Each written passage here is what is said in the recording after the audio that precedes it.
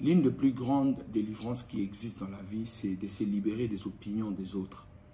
Beaucoup de gens, je vis sous le soleil, beaucoup de gens détruisent leur vie par rapport aux opinions des autres. Ce que les gens disent sur leur vie, ça les influence de manière négative et en mal. Si vous dépendez des opinions des autres, vous ne pourrez rien faire dans la vie. Sachez-le, dans la vie, vous serez toujours rejeté par les gens.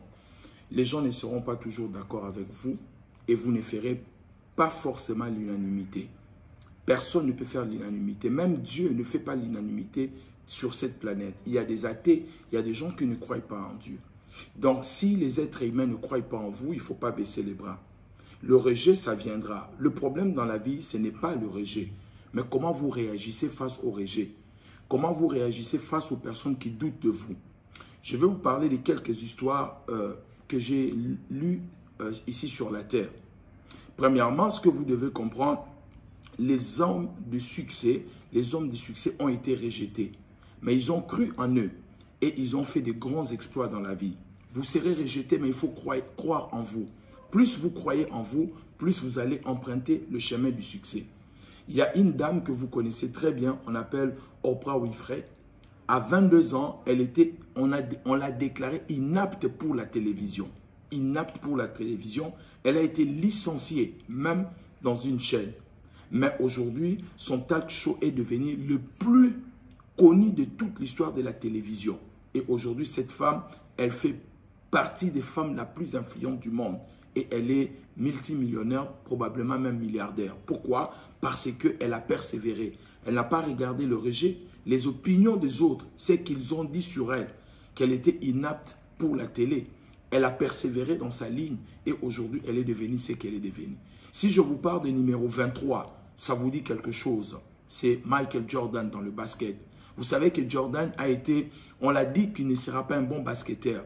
Il a été rejeté, mais il a continué à s'exercer et aujourd'hui, il a laissé les empreintes dans le monde du basket. Aussi longtemps qu'on parlera de basket sur cette planète, on parlera de Jordan. Et le numéro 23 restera un numéro de référence.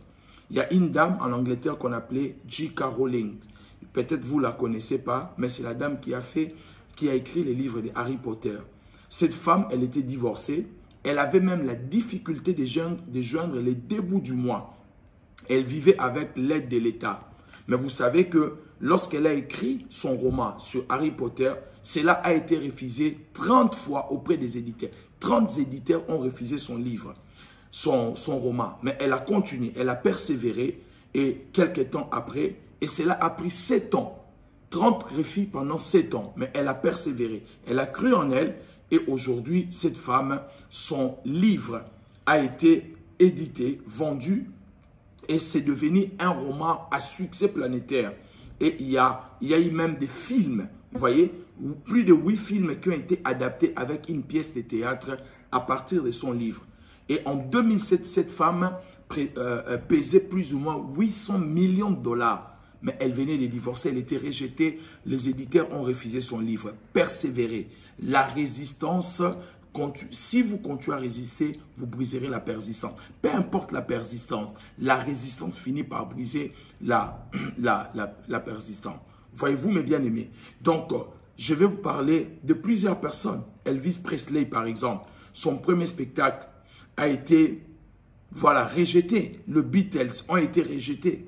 Donc, ils ont fini par devenir des gens du succès. Voici la conclusion. Si tu veux le succès, n'attends pas que tu sois encouragé et acclamé. Tous ceux qui ont peur de commencer, d'être critiqués, d'être rejetés, d'être insultés, le succès n'est pas pour vous. C'était Jean Toto, mes conseils pour réussir. N'aie pas peur de rejet.